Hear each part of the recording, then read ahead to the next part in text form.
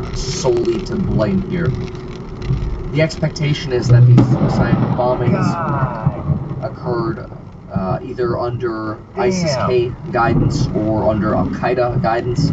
We're not exactly sure yet, but the reality is clear. The